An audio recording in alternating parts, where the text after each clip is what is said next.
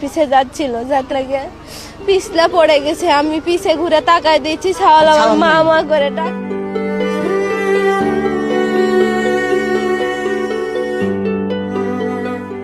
রাজশাহীতে গভীর গর্তে পড়ে যাওয়া ২৪ ঘণ্টায়ও খোঁজ মেলেনি শিশু সাজিদের। সময় যত বাড়ছে, বেঁচে থাকার আশা ততই যেন ক্ষীণ হচ্ছে। রাজশাহীর তানোরে পরিত্যক্ত গভীর নলকূপের গর্তে পড়ে ২ বছরের শিশু সাজিদকে ২৪ ঘণ্টা পরও উদ্ধার করা যায়নি। ফায়ার সার্ভিসের ৮টি ইউনিট অক্সিজেন সরবরাহ ও খনন কাজ সহ সর্বোচ্চ চেষ্টা চালাচ্ছে। ২৪ ঘণ্টা পেরিয়ে গেলেও শিশুটির অবস্থান শনাক্ত করতে পারেনি উদ্ধারকারীরা। উদ্ধারকারীরা বলছেন, শিশুটি উদ্ধারের সর্বোচ্চ চেষ্টা চালাচ্ছেন তারা।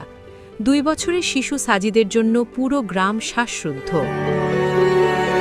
মাত্র ৮ ইঞ্চি ব্যাসার্ধের অন্ধকার গর্তে পড়ে যাওয়া ছোট্ট শিশুটি উদ্ধারে ফায়ার সার্ভিস সহ সকলের আপ্রাণ চেষ্টা, তবে ফলাফল শূন্য।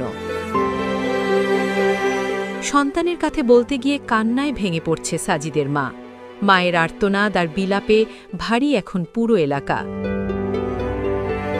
বুধবার দুপুরে শিশুটির মা ওই মাঠে ধানের খড় নিতে যান।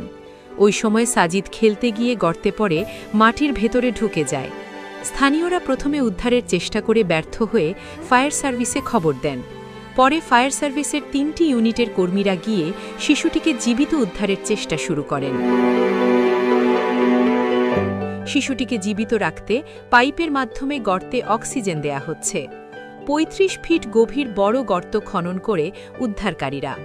সকালে সেই গর্ত থেকে সুড়ঙ্গ খুঁড়ে শিশু সাজিদ যে গভীর নলকূপের গর্তে পড়ে গেছে সেখানে ঢোকার চেষ্টা করে ফায়ার সার্ভিস।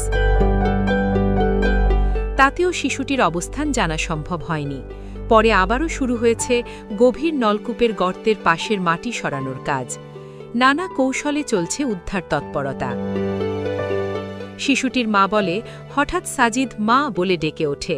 তিনি পেছনে তাকিয়ে দেখেন ছেলে নেই। গর্তের ভেতর থেকে মা মা বলে ডাকছে। গর্তটির ওপরে খড় বিছানো ছিল। ওখানে যে গর্ত ছিল সেটা তিনিও বুঝতে পারেননি। ওই জায়গায় পা দেওয়ার সঙ্গে সঙ্গে ছেলে গর্তের ভেতর পড়ে গেছে।